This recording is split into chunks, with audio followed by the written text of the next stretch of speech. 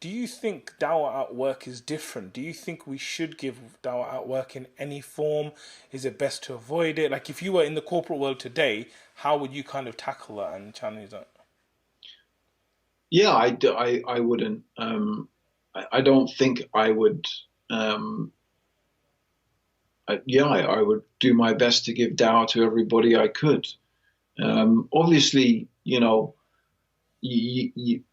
obviously you're going to have a working relationship with people. So look, Mm. so I mean, if I parachute into some remote part of England, say for example, right, or some remote part of Africa, and I talk to a bunch of people there, and I leave.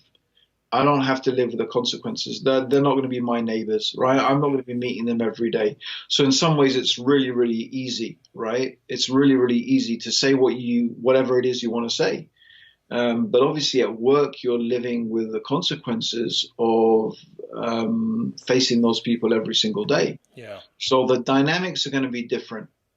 And therefore, the importance of you understanding the psychology and the mindset of the people you're dealing with is, you're going to have to take a little bit of time to understand who is this person, what motivates them, because there's a long-term relationship here.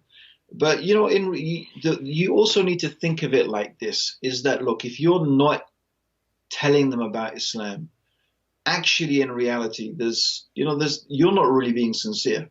You're not really being who you are. You're actually, in a way, lying to them. And I think ultimately people smell that out. Uh, and no one likes that. No one likes hypocrites. People actually admire and respect generally people who are honest and forthright, and they are who they are, and they're not two-faced.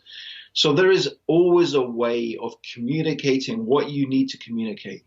It doesn't mean people are going to be happy with you, but inshallah, they will respect you, which is way, way more important. They will respect you for you being yourself.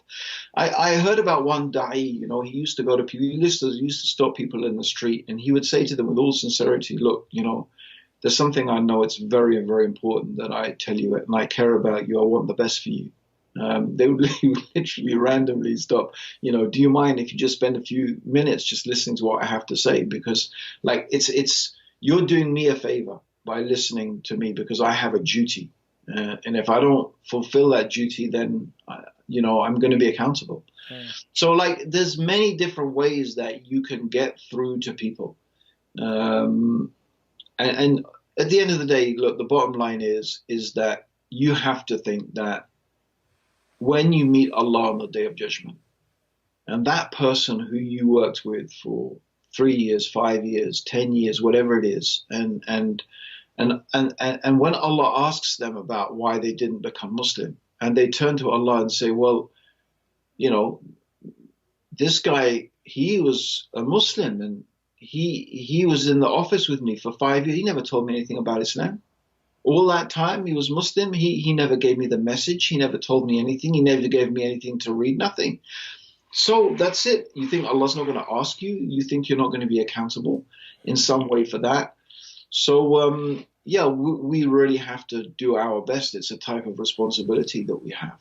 And so it's good for you to remind yourself about those types of things. But also we have to remember that don't think that because of that you can just say anything, right? Because you also have a responsibility to explain to them what Islam is in the best way. You can't just say to them, oh, you need to be Muslim. Well, I mean, you could say that. I've tried that. I've Yeah. tried that with people, and with some people it works. It really does, you know. But like I said, it's a little bit about understanding people's psychology, their mindset, how they are. You're gonna approach different people in different ways. Mm. Yeah, and that's all. Like Dawah is really an art, and it's one of those things. Like you're never gonna learn to draw unless you start drawing, and the more you practice, the better you get. It's like any skill set. I believe that anybody, if they put their mind and heart to it, almost anybody can acquire almost any skill. Barring maybe maybe it might be tough if you're 3 feet tall to be a great basketball player. I agree. That might be tough, right? But, apart from some genetic predisposition to some particular things, right? Generally, we human beings can do anything we put our minds to it. If we are ready to practice enough to put enough effort and time into it. And giving dawah is one of those things that all of us, really most of us, we have to acquire some type of proficiency in that, because that's just part of what Allah has obligated us with.